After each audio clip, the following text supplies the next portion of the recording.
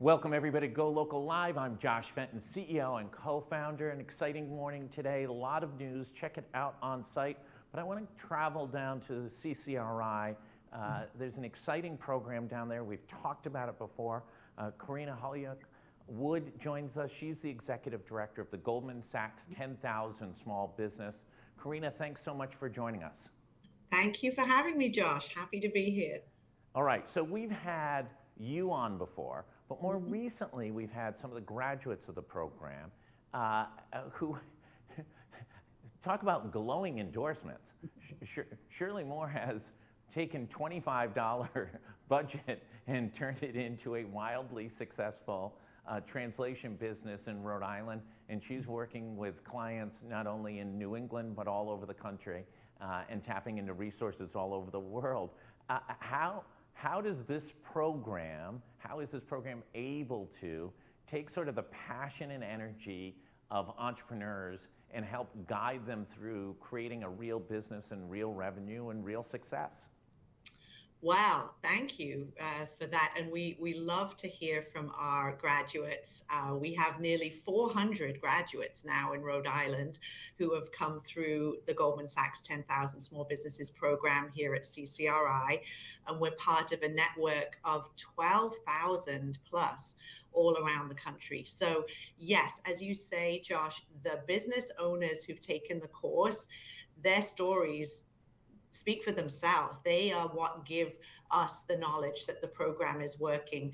And what we offer is a 3-month program in growth management for small businesses who are already established, already have at least a couple of employees, but they can be at any stage in their life and growth journey. So we have businesses who are 2 years old, and we have small businesses who are 50 or 100-year-old family businesses. But any business owner who wants to know how best to grow to the next level, whatever that next level is for them. Is it a new product? Is it taking a product or a service into a new market? Is it developing a new service? Whatever that is, they come into our program. They take 1 full day of class per week for 3 months. It's completely free of charge. It's a scholarship program. And we work with them to explore ideas for growth. And they write a 5-year growth plan over the course of the 3 months. They get to work with their peers, which is super important, being in a classroom with other small business owners who are all experts in their own thing, their own industry sector, their own growth. They share that with each other. They form these peer bonds, these groups of advisors, and then they work with experienced professional business advisors as well, one-on-one, that our program provides. And we have different module faculty who teach modules about negotiation skills, leadership, how to hire for growth, financial management, systems and processes, how to be bankable. So you name it, all the elements needed to grow and scale and hire more employees. And it's a great economic development program for the state of Rhode Island, because small business owners create jobs in our community and drive the economy. So every time we help a business owner to grow and hire more employees, we're helping the whole community. And that's just what's so great about the effect and impact of this program. Yeah, I mean, Karina, you make an incredibly important point about the nature of our economy in Rhode Island. You know, GoLocal's been in other states, and in Oregon, it's a big employer state. They have Nike with 20,000 employees and Intel with 15,000 employees. Big, big employers. In Rhode Island, we're a small business state.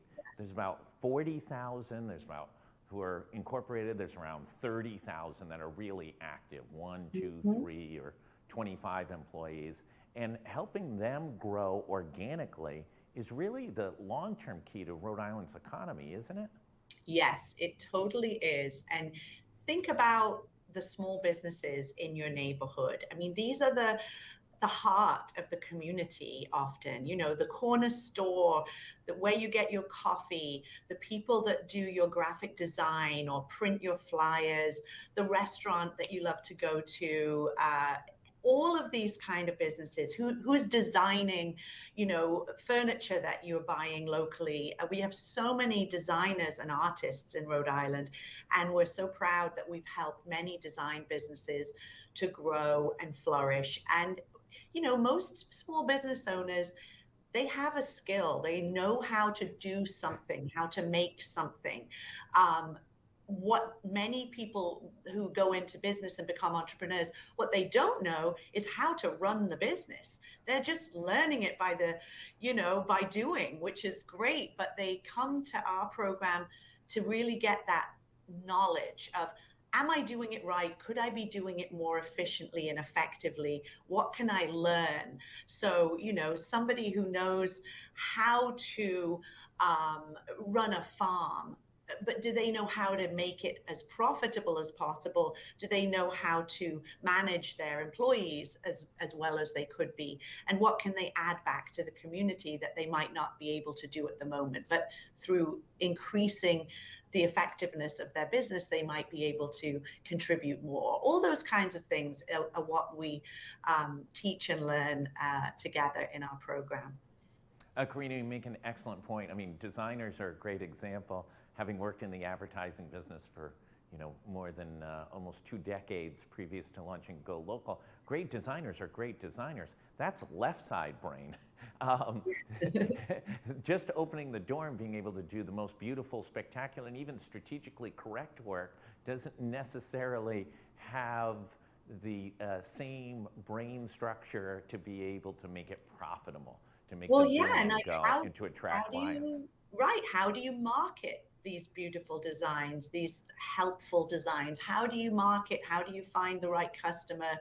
There's so many facets to running a business, and I'm always personally in awe of the small business owners who come through our classroom. I mean, right now I'm here at CCRI in Warwick, and we have our summer cohort 16 in full swing, where the classroom is just down the hallway here, and the business owners are learning about money and metrics with Cecile Roberti, who's an amazing accounting professor here at CCRI.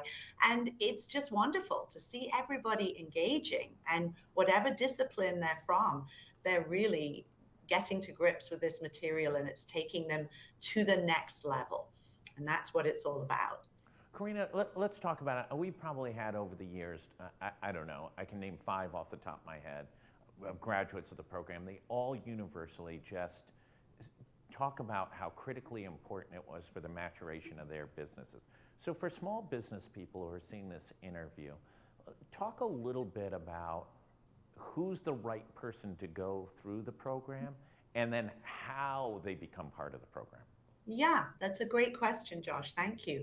So we are looking for businesses who are past the startup phase. So that's the important first thing to say. There's a lot of great programs and classes and counseling out there in Rhode Island for startups. But this program was designed to fill the gap that Goldman Sachs Foundation and Babson College saw. There's a gap there. You've established your business, you're growing, you have employees. Now who's going to help you, right? Because you're doing well, you're going along, you're growing, but now this is a program you can come into and do an intensive, I think Shirley Moore in her interview with you the other week called it like a mini MBA for your small business. And I love that, because that is what it is. It's like, come on in and now do a growth plan that's going to take you to the next level. So you need to be past the startup phase. You need to have at least 2 employees, and it can include you as the owner. You have to be an owner. You can be the full owner or a part owner. Maybe you're a co-owner, or maybe you're a family business and you own a share. If you've got ownership, that's the credit, the criteria. And you have to be a Rhode Island-based business.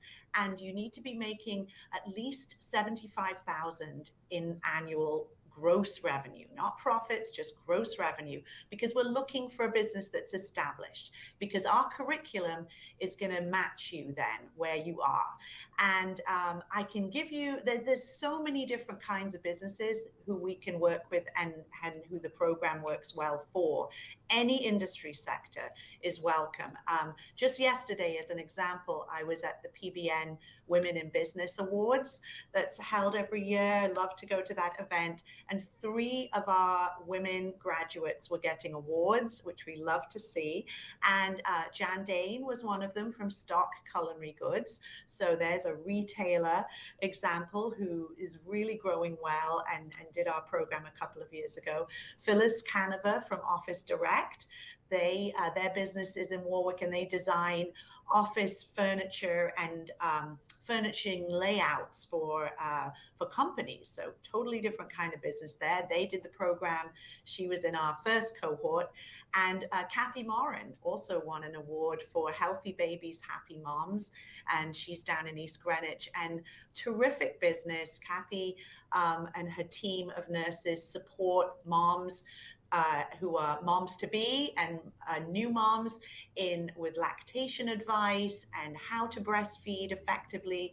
And her business, I think she told me they've even doubled or tripled in revenue and in size and impact. So they're doing great. These are just some examples of different kinds of businesses.